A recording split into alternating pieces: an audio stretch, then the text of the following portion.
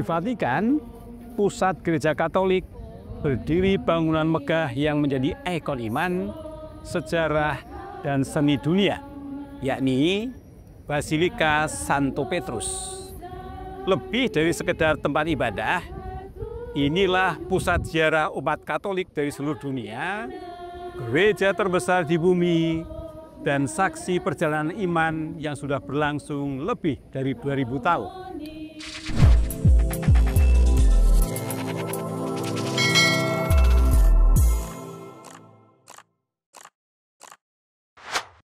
Basilika pertama dibangun pada abad keempat oleh Kaisar Konstantinus Agung di atas makam Rasul Petrus. Gereja itu bertahan lebih dari 1000 tahun hingga akhirnya harus diganti oleh bangunan baru karena mulai rapuh. Paus Julius II lalu memulai proyek raksasa pembangunan Basilika Santo Petrus yang baru. Dari abad ke-16 hingga ke-17, arsitek besar seperti Bramante, Rafael, Michelangelo, dan Bernini bergantian merancangnya. Sebuah mahakarya arsitektur Renaissance yang mengubah wajah Vatikan dan menjadi pusat iman Katolik dunia. Begitu memasuki halaman Basilika, kita langsung disambut kolonade megah rancangan Bernini. Deretan pilar yang melingkar ini melambangkan pelukan gereja yang terbuka bagi semua orang. Halaman ini bukan sekedar ruang kosong, ia ada saksi berbagai ritual rohani.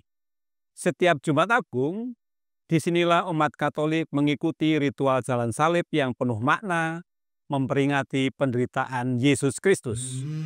Selain itu, banyak peziarah yang datang melakukan doa jalan salib pribadi. Saya sendiri merasakannya, berjalan perlahan di halaman ini, berdoa sambil memikul salib, merasakan penderitaan Kristus saat melalui jalan Via Dolorosa menuju Bukit Golgota, menderita untuk menebus dosa manusia. Setiap hari Rabu, halaman Basilika Santo Petrus dipenuhi ribuan umat Katolik dari berbagai penjuru dunia. Mereka datang untuk mengikuti audiensi umum dengan Paus. Dalam audiensi ini, Paus memberikan pengajaran iman, menyapa umat dalam berbagai bahasa, dan menutup dengan berkat apostolik.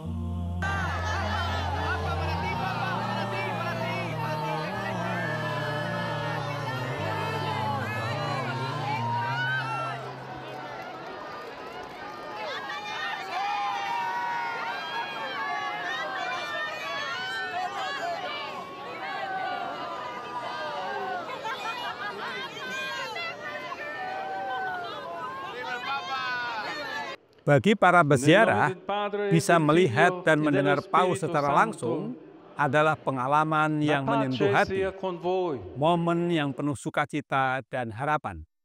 Melangkah masuk ke dalam Basilika, kita disambut pemandangan yang sangat menakjubkan. Di sisi kanan, terdapat Pieta karya Michelangelo, patung yang menggambarkan Maria memangku tubuh Yesus setelah diturunkan dari salib. Ekspresi wajah Maria yang tenang dan lembut menyampaikan pesan iman yang mendalam.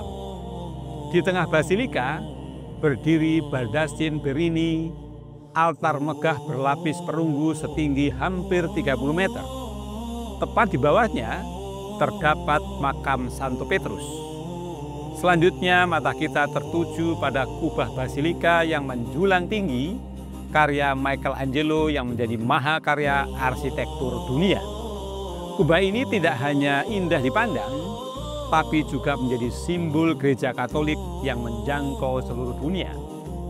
Di sisi kanan Basilika terdapat Porta Santa atau Holy Door atau pintu suci.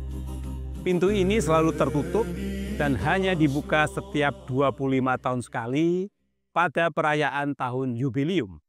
Melintasi Holy Door saat tahun suci diyakini membawa rahmat khusus pengampunan dosa.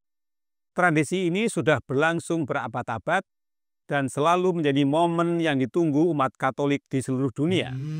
Tahun 2025 pintu ini kembali dibuka, menyambut jutaan peziarah yang ingin mengalami rahmat khusus dari Allah. Basilika Santo Petrus juga menjadi tempat berbagai misa besar yang dipimpin langsung oleh Paus, seperti Natal, Paskah, atau perayaan kanonisasi Santo dan Santa. Namun di luar itu, setiap harinya ribuan peziarah datang untuk berdoa pribadi, mengikuti misa, atau sekedar duduk merenung di dalam basilika. Di tempat ini, keheningan dan doa menyatu dengan keindahan seni dan arsitektur, membawa kita pada pengalaman rohani yang unik dan tak terlupakan. Basilika Santo Petrus bukan hanya pusat iman Katolik, tetapi juga simbol persaudaraan umat manusia. Umat dari berbagai bangsa, bahasa, dan budaya berkumpul di sini dipersatukan oleh iman yang sama.